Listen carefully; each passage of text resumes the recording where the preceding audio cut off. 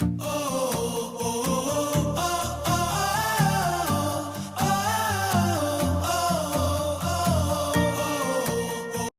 guys, welcome back. Actually, medyo mainit. Pinapawisan kasi summertime na. Okay, so ang pag-uusapan natin is kung ano yung mga qualities na needed ng isang sabihin natin show grade or potential na flower horn. So first of all, may mga categories yun. So merong Zenzu, may KZZ or Kampfa Zenzu, merong Kampfa, merong Golden Base, may Thai Silk, may short body, may ano pa ba, free markings and free head. Alright, so para sa atin naman, ano ba ang kailangan? Okay, so pag Zenzu, ang kailangan talaga for Zenzu is obviously monster pop. Then, syempre, redness. Kailangan bright yung redness niya. For Zenzu, kung kayang straight plums eh. Tapos, crossover na pearls. Yun talaga yung perfect Zenzu. Kung kaya, perfect Zenzu talaga. Crossover pearls, monster cup, intense redness, kasi ang Zenzu, isa lang naman talagang kulay. Yun. Finish naman, syempre, yung finish for Zenzu is hindi siya yung, kung gusto niyo yung wrap tail, huwag niyo expect na kukuha kayo ng Zenzu. Ano sunod? Ito, Kampfa Zenzu. So itong category na to, one of the big three na categories, ang Kampfa Zenzu. Pag Kampfa Zenzu kasi, mixture. Dito mo makikita yung wrap tail, tapos two-tone, straight plums, may flower, tapos monster cup. KZZ actually, for me, yung KZZ category, yun yung isa sa pinakamahirap na category para sa akin. Yung KZZ cat. Kasi ang standard ko kasi for KZZ talaga is kailangan wrap tail, kailangan intense two-tone coloration, kailangan straight plums para sa akin Tapos kailangan monster cock, hammer cock, or forward cock, malin man. Tapos may flower syempre. So indication yan na Kampfa Zenzu. Then for Kampfa naman, same thing. Kaiba naman sa Kampfa is hindi naman siya totally kailangan na straight plums. Pero kung may straight plums naman or pentel plums, napakaganda naman yun para sa isang Kampfa. Pero hindi talaga siya babasehan. So for overall impact na lang siya papatak. So ano ba ang kailangan for Kampfa? Siyempre wrap tail, intense coloration. And then we have crossover pearls. And kung kaya yung monster cock. Katulad ng Omnis. Yung mga Omni King Kampfa, Dark King Kampfa. Yun yung pwede natin sabihin na pinaka-show grade or sabihin natin ay pinaka-mataas ang chance na potential show grade ng mga Omni King Kampfa. Now, ano sunod? Free head. For free head, usually ang sinasabak sa free head kasi ay mga hard cock na Kampfa. Or lalo na sa small category ng free head, ang mga sinasabak yung mga Kampfa na hindi pa nagkaka-hump. Actually, yung iba nga may hump na pero hindi lang siya masyadong halata. So, at saka maliliit. Yung mga grooming stage na lang. So, okay lang din naman.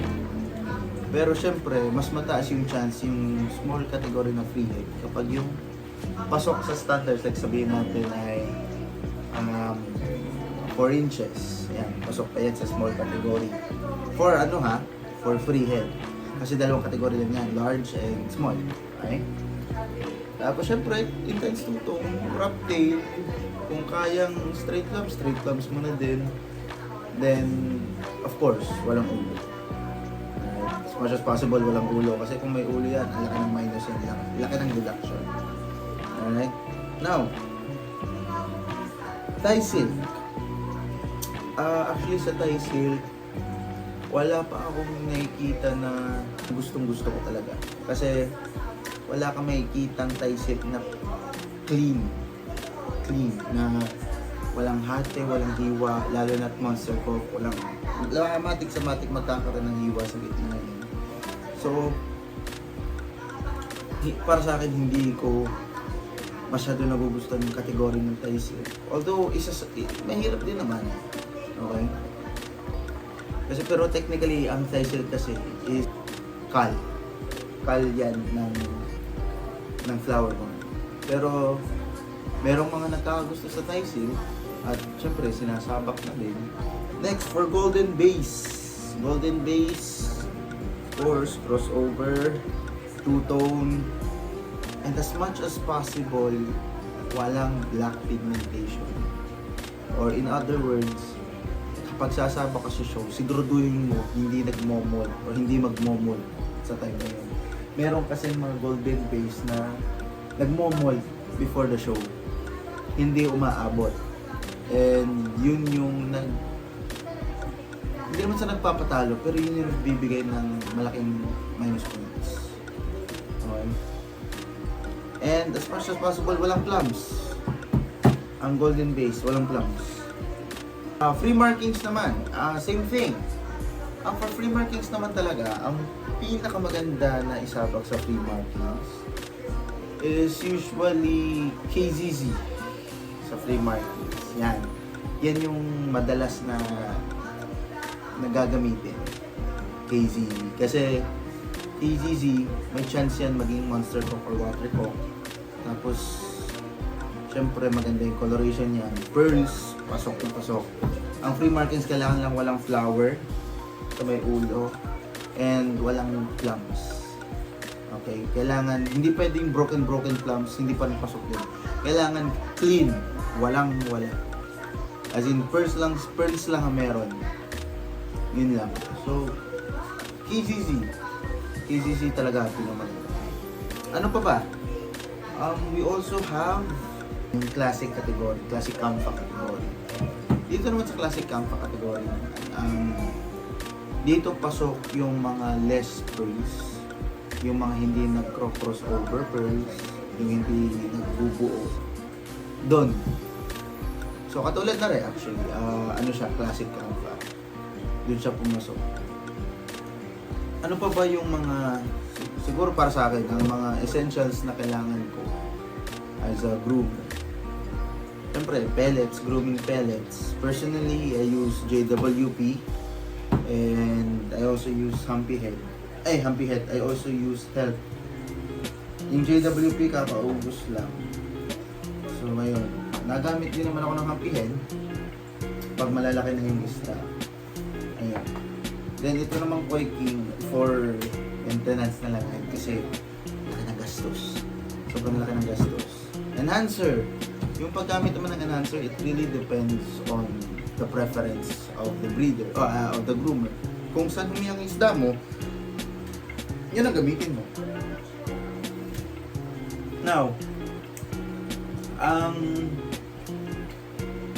kailangan pa ba kapag sasabak sa show, kailangan pa ba naka-time minerals? It depends. Depends talaga. Yung meron kasing mga nagamit ng time minerals for pearl enhancement para tumingkad lalo. Meron din mga nagamit din ng time minerals para gumanda ang quality ng tubig. Which is true naman. Okay? Tunay naman siya. It really depends on you. Kasi merong mga groomers na ayaw ng madumi ang tank. Gusto nila sparkling clear. Mga ganyan. Tapos, ano pa ba? Pellets. Nasabi ko naman before na personal preference yan. So, Koi King, kung Humpy Head, kung Health, JWP. Pero nasabi ko naman na preference ko talaga sa JWP and Health. And then, ayan, Koi King for maintenance pag malalaki na yung isda. Ayan. And then, pagpili ng fry. Paano ba pumili ng fry? Pagpili naman ng fry kasi, Yun ay depende. Depende sa magiging pagbabasehan. You get my point? Na parang, ito sa set na to, tingnan mo muna. Kung ang parents ay hindi makulay, sabihin natin parehas blonde yung kulay. Walang kakulay yung ama, tas blonde yung kulay ng ina. So paano? Paano pumili doon sa fry? Kunin mo doon sa batch ng fry na yun, yung may kulay. Siyempre, meron diyang nililitaw na may kulay. The shorts now, siyempre, pipili mo yung shorts now. Tapos, straight clams. Always choose the straight clams. Kasi kahit kampa yan, nawawala yung clams eh. So, piliin mo na yung straight clams, di ba? Yun. Isa na yun. Tapos, we also have, yun, shorts now. Kung kaya may kilay, kunin mo na yung may kilay. Not necessarily pag yun yung pinakamalaki, yun yung male. Hindi naman necessarily gano'n. So, talagang sisipat ka talaga. Alright?